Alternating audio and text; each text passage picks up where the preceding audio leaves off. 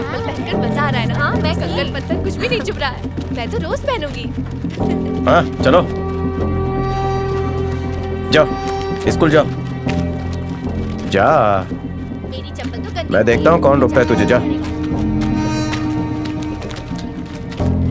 तुम बच्चों को स्कूल भेजो तो वो मारे, कुएं से पानी निकालो तो वो मारे।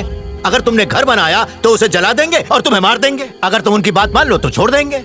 तुमने उनकी बराबरी की तो तुम्हारी बेइज्जती कर देंगे। ये सब कुछ बदलना होगा और इसके लिए जमीन अपने नाम करनी होगी। वकील साहब, उसके लिए हमें जमीन खरीदनी होगी और खरीदने के लिए हमारे पास पैसे कहाँ है? जमीन खरीदने को कौन बोल रहा है? अरे वो जमीन आप ही की है जिसपे आपने सालों से अपना खून पसीना एक किया है। अंग्रेज वो जमीन देकर गए थे आपको।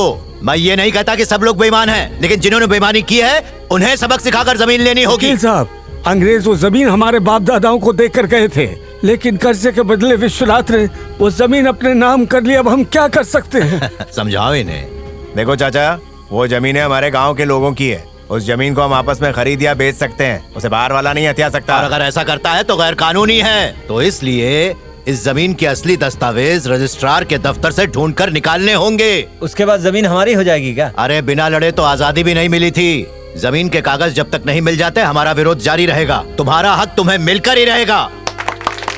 सिर्फ तालियां बजाना काफी नहीं है। जब जब आंदोलन के लिए बुलाया जाए अपने परिवार के साथ आना होगा। सुनो, पहली बार हमारे लड़कों में इतना जोश दिखाई दे रहा है। अब वो समझ गए कि उन्हें अपने बाप दादाओं की तरह दब के जीने की जरूरत नहीं है। हमारे पास बस एक ही हथियार है जो बदलाव लाएगा, और वो है उम्मीद। और उम्मीद के बल पर ही हम ये जंग जीतेंगे। बस इनकी उम्मीद नहीं टूटनी चाहिए। इसे पंचायत के पास लगा देना। और परशुराम, तुम मंदिर वाली गली में लगा देना। मैं नहीं लगाऊंगा। पिछली बार उन लोगों ने मेरे को बहुत मारा था। मारा था? हाँ। चल मेरे साथ चल, देखता हूँ कौन मारता है तुझे। सुन, अब उन लोगों से झगड़ा मत करना। वो लोग शुरू करेंगे तो छोड़ूंगा नहीं। मुनिया, तू ठीक से घर चली जाना। हाँ, ठीक है। दो लोग इसके साथ जाओ भाई। चाहे कोई कुछ भी कहे, जवाब मत देना, ठीक है? सब इंस्पेक्टर तो मान गया है, पर बड़ा साहब बड़ा हुआ है। अरे उसे छोड़ो, मैं देख लूंगा। ए बुड्ढे, किसने लगाया? पता नहीं किसने लगाया।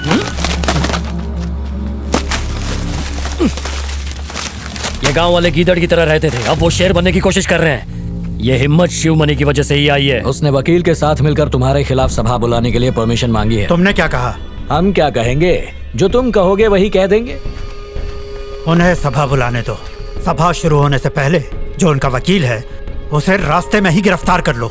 शिवा, हमारे वकील को रेलवे स्टेशन पर पुलिस ने गिरफ्तार कर लिया। लोग तो इकट्ठा हो गए, पर बिना वकील के हम क्या करें?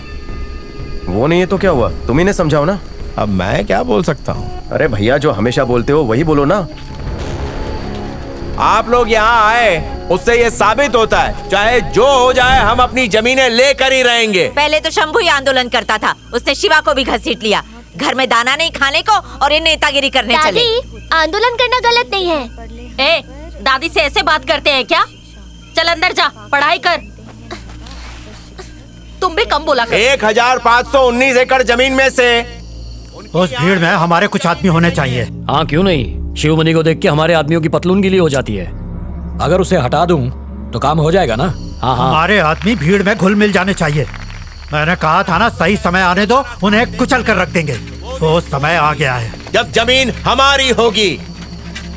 हमें खबर मिली है कि तुम इन्हें बहका रहे हो। ये भोले भाले गरीब लोग हैं, उन्हें अपना हक बता रहा हूँ। पुलिस की परमिशन ली है? हमने थाने में अर्जी दी थी साहब, हमें अनुमति मिल गई है। चल अंदर अरे चल। क्यों रात भर जाग रहे हो? जाके सो जाओ। हाँ, चलो चलो अंदर चलो। चलो। हमें पता नहीं था कि तुम्हें परमिशन मिल गई है। शिवमणि, थाने से उसकी कॉपी लेकर आओ। नहीं, घर पर एक कॉपी रखी है, जाकर लेके आ। मेरी साइकिल ले जा। चाहे ये हमें मारे या जेल में बंद कर दे, हम मिलकर इस जुल्म के खिलाफ आवाज उठाएंगे, पीछे नहीं हटेंगे। मैं चाहता हूँ शिवमणि का पूरा परिवार खत्म हो जाए, बस्ती में आग लगा दो। भैया, ये आपको शोभा नहीं देता। आपकी दुश्मनी शंभू और शिवा से है, उसके लिए पूरी बस्ती से बदला लेना गलत बात है। ए, दफा हो जा। पांडे, जैसा कहा वैसा करो। अरे मेरे को एक तकिया तो ला के दे। दादा, क्या? आज बारिश हो सकती है, अंदर सो जाओ। हाँ ठीक है। आ जाओ, आ जाओ।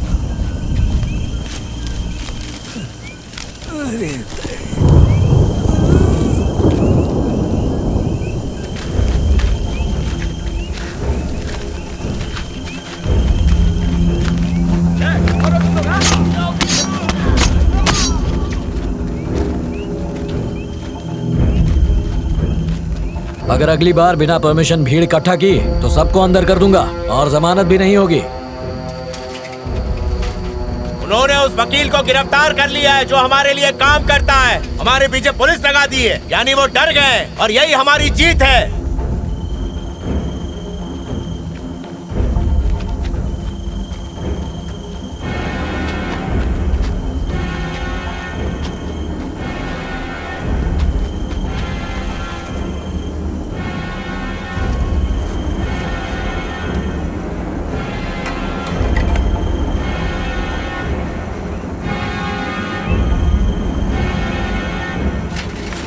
शिवमणि, तेरे भाई को किसी ने चाकू मार दिया है, जल्दी जा।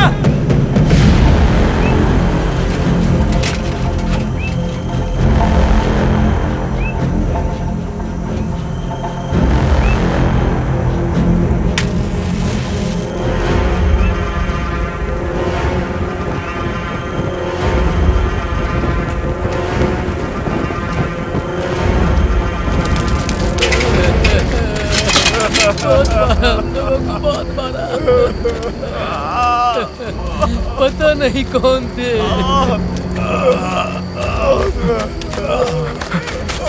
भैया भैया, क्या हुआ? किसने किया? हमें पता ही नहीं चला कि उनके आदमी भीड़ के अंदर थे। उठाओ इन्हें, अस्पताल ले चलो। छोटे जल्दी छोटे करो। बच्चों को भी नहीं छोड़ा।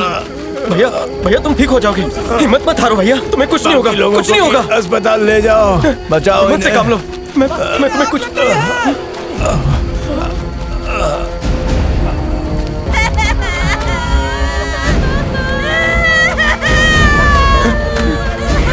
मुझे माफ कर दे शिवा।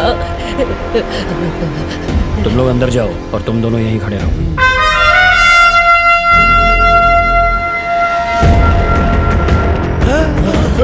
भाग भाग भाग, आ गया वो। अरे शिवा, आ गया, भाग जल्दी, जल्दी बंद कर दरवाजा, बंद कर। जल्दी कोई हथियार ला, जल्दी, वो आ गया।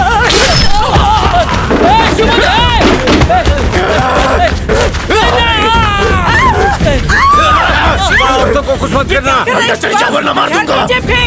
अरे मैं तुम्हारी बात सुन रही हूँ। नीचे फेंक इसे। औरतों के पीछे क्या छुप रहा है? सामने इसे पकड़ो। मैं भूल जाऊंगा कि तुम लोग औरत हो। जाओ यहाँ से। अरे अलग कर दिया, अंदर जाओ।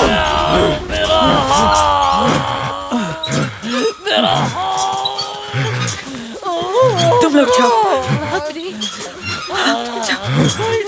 कोई तो मदद।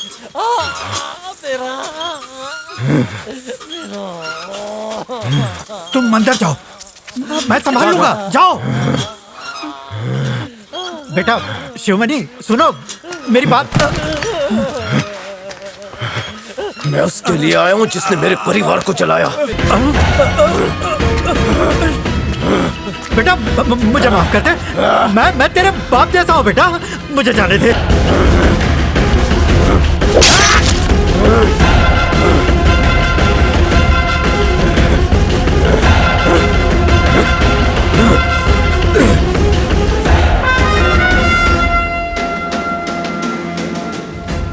मेरा सब कुछ खत्म हो गया था।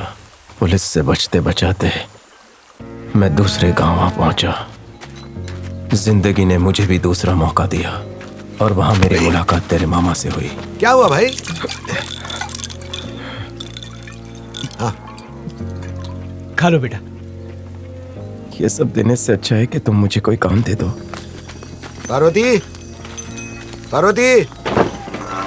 भैया आने में इतनी देर क्यों लगा दी? नानी बार बार तुम्हारे बारे में पूछ। पार्वती, इसका नाम शिवमणि है, इसको मैंने काम पे रख लिया है। ये घर के बाहर कोने में पड़ा रहेगा।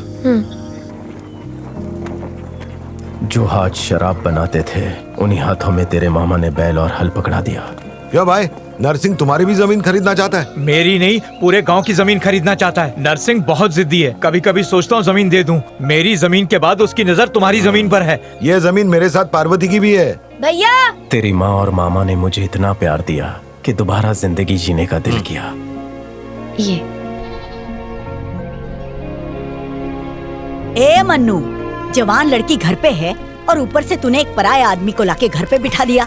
अब इससे शादी कौन बहुत करेगा? बोलती है। चुप नहीं रह सकती क्या? मेरे चुप रहने से क्या होगा? चुप कराना है तो गांव वालों को चुप कराओ। लोग तरह तरह की बातें कर रहे हैं। नानी बस करो ना। नानी का कहना गलत नहीं है भैया। हाँ यार, घर में एक अजनबी के रहते कौन उससे शादी करेगा? मैं किसी को तकलीफ देना नहीं चाहता, मैं चला जाऊंगा। उससे क्या होगा? गांव वाले चुप हो जाएंगे क्या? और कर भी क्या सकते हैं? तुम करोगे उससे शादी? मुझे ये बात पहले बता देनी चाहिए थी।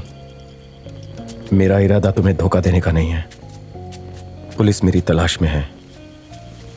जेल जाने के बाद तुम्हारी बहन की जिंदगी खराब हो सकती है। मुझे जाने दीजिए। 1 मिनट रुको। भैया, जो आदमी अपने माँ बाप और भाई बहन के लिए इतना सब कर सकता है, तो सोचो अपनी बीवी बच्चों के लिए क्या नहीं कर सकता। तुम कौन हो, कहाँ से आए हो, तुमने क्या किया, मुझे उससे कोई मतलब नहीं है। पर मुझे तुम जैसा आदमी चाहिए जो मेरा और मेरे बच्चों का ध्यान रख सके। लेकिन मैं नहीं जानती कि तुम मुझे पसंद करते हो या नहीं, पर मैं करती हूँ। यही शिवमणि है? Yes your honour. इसने इतने लोगों का कत्ल क्यों किया? वो आपसी झगड़े थे योर ऑनर। वो लोग इसके परिवार को मारना चाहते थे। इसने जो कुछ भी किया अपने परिवार को बचाने के लिए। फिर भी इसने अपना, क्योंकि वो दंगे जात पात के नाम पे हुए थे, वो कोई सोची समझी हत्या नहीं थी, इसलिए मुझे कम सजा दी गई। 15 दिन की जुडिशियल कस्टडी। शिवमणि की अगली सुनवाई 2 महीने बाद। सजा काटने के बाद मैंने तेरी माँ से शादी की।